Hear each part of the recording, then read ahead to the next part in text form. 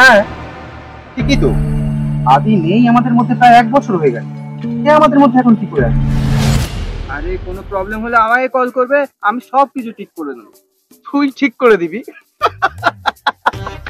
শিখতে পারিস না মুরগির বল, আবার নাম রেখেছে আমজাদ খান। দেখবি আমি কি শিখতে পারি না, দেখবেন।